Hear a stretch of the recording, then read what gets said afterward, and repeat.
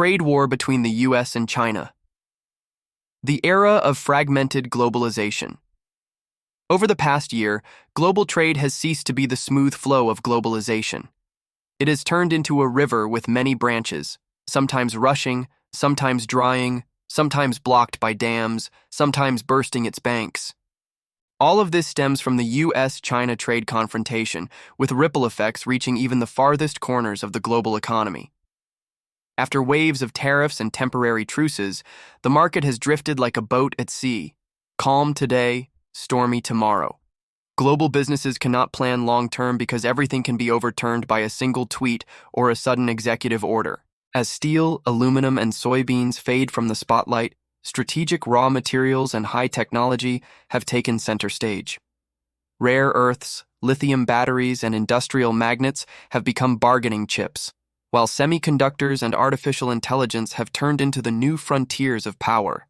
Washington raises barriers to protect its core technologies. Beijing counters with massive production capacity and the card of rare resources. Both are forcing the world to accept an unprecedented reality.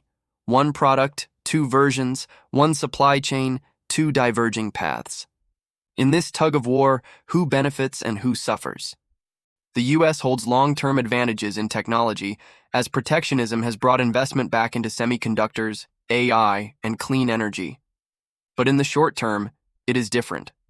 Higher import costs push up consumer prices, inflation becomes entrenched, and many American firms lose access to the Chinese market.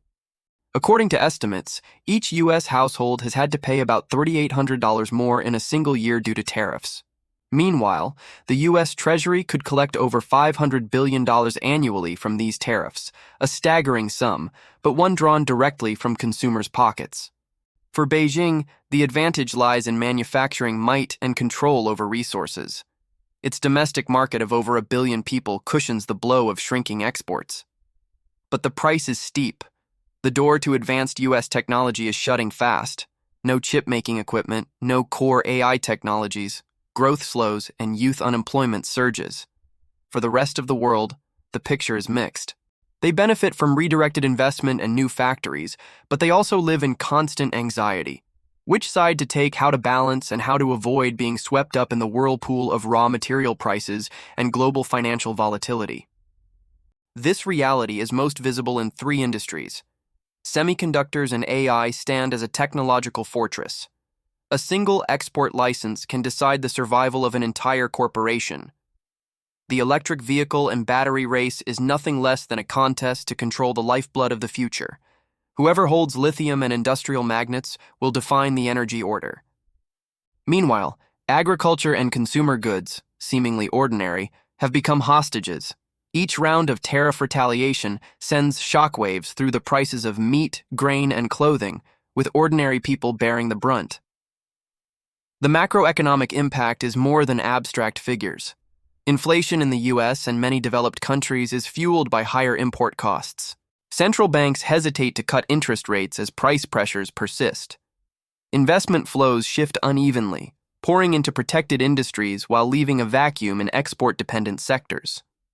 Most importantly, corporate mindset has been reshaped, from cost minimization to risk minimization. This is why the IMF has downgraded global growth to just 2.8%, an unusually low figure for an economy supposedly in recovery. In this climate, companies can no longer afford to choose a single standard. They must produce 2 versions, sign long-term raw material contracts, use financial instruments to hedge against price swings, and invest in supply chain data, because transparency is no longer optional, but a survival requirement. So what lies ahead? 3 clear paths. First, a conditional truce. Negotiations continue, offering temporary stability, but all technological barriers remain. Second, escalation of alignment. Tariffs and bans expand into new sectors, turning trade into a political litmus test for every nation. Third, managed easing. A few green lanes open for essential goods, but technology remains strictly off limits.